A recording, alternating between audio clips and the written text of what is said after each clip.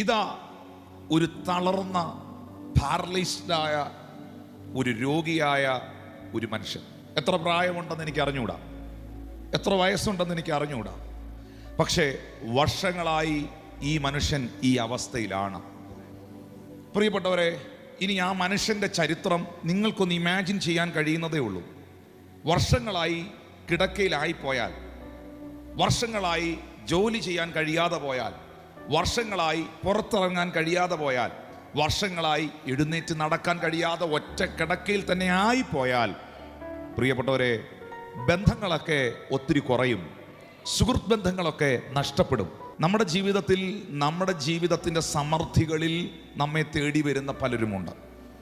നിങ്ങളൊരു നല്ല ശുശ്രൂഷകനാണെങ്കിൽ നിങ്ങളുടെ ജീവിതത്തിൻ്റെ നല്ല ശുശ്രൂഷ കാലയളവുകളിൽ നിങ്ങൾ ശക്തമായി പ്രയോജനപ്പെടുന്ന ടൈമുകളിലൊക്കെ നിങ്ങളെ കാണാൻ വരുന്നവരും നിങ്ങളുടെ കൈവപ്പിന് വേണ്ടി വരുന്നവരും ഒക്കെ ഉണ്ടാകും.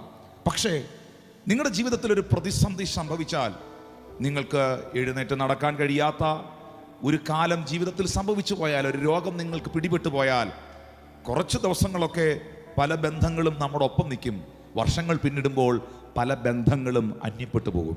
അങ്ങനെയാണെങ്കിൽ വർഷങ്ങൾ പാരലൈസ്ഡായി കിടക്കയിൽ കിടക്കുന്ന ഈ ചെറുപ്പക്കാരനെ അല്ലെങ്കിൽ ഈ പുരുഷനെ സംബന്ധിച്ച് ഒത്തിരി ബന്ധങ്ങൾ അവന് നഷ്ടപ്പെട്ടിട്ടുണ്ട്. ഒത്തിരി സുഹൃത്ത് ബന്ധങ്ങൾ നഷ്ടപ്പെട്ടിട്ടുണ്ട്. ഒത്തിരി ആൾക്കാർ അവനെ മറന്നേ പോയിട്ടുണ്ട്. കാരണം വർഷങ്ങളായി ആർക്കും പ്രയോജനമില്ലാതെ ഒരു വെജിറ്റബിൾ പോലെ കിടക്കയിൽ കിടക്കുന്നവനാണവൻ.